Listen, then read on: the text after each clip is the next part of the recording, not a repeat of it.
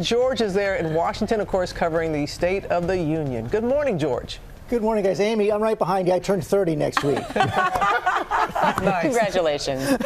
Robin, it was a night of theater. It was a night of fireworks. There were some touching, emotional moments. You had the whole chamber singing happy birthday to a Holocaust survivor at one point, but there were also raw, hard politics, especially over the president's border wall. This was the first time the president addressed a divided Congress. The House was packed with dozens of new women and minority members, led by House Speaker Nancy Pelosi. You see her right there over the president's shoulder. Look at all those women right there, and looming over it all, the chance of another government shutdown.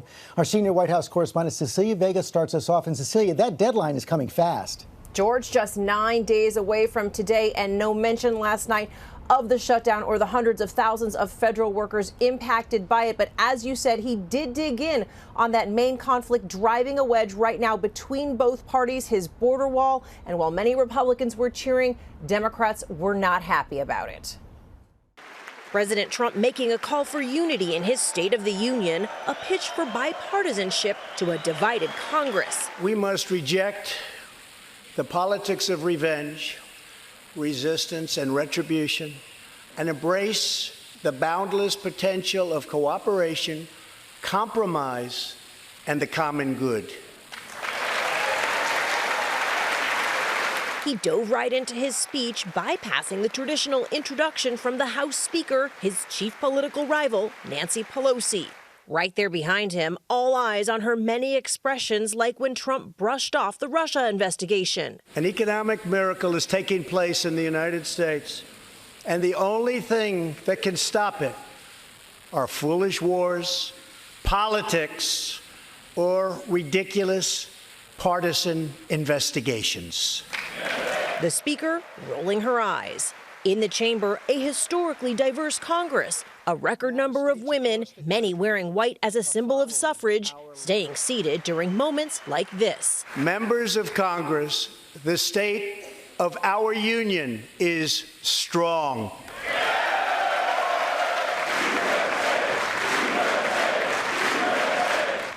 That sounds so good. Though with this line about women's gains, all Americans can be proud that we have more women in the workforce than ever before. Roaring applause from both sides of the aisle.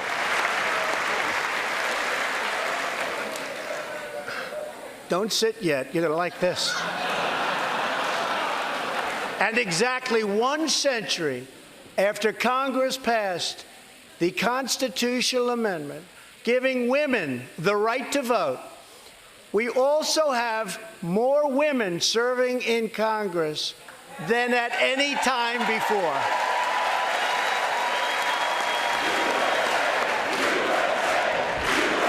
Immigration, the main focus of the speech. Wealthy politicians and donors push for open borders while living their lives behind walls and gates and guards. Even with another shutdown looming, the president is still digging in on his border wall. I will get it built. Simply put, walls work and walls save lives. The family of a couple killed by an undocumented immigrant among the president's invited guests. Year after year, countless Americans are murdered by criminal, illegal aliens. In fact, studies show that immigrants commit fewer crimes overall compared to people born here. And nonviolent drug offender Alice Johnson, pardoned by the president after spending decades behind bars, brought to tears by his praise. The president also took credit for the state of relations with North Korea. If I had not been elected president of the United States, we would right now, in my opinion, be in a major war with North Korea. Despite his call for unity, Georgia Democrat Stacey Abrams, the first African-American woman to deliver a State of the Union rebuttal, laid blame squarely at the president's feet without ever mentioning him by name. The shutdown was a stunt, engineered by the President of the United States, one that defied every tenet of fairness and abandoned not just our people, but our values.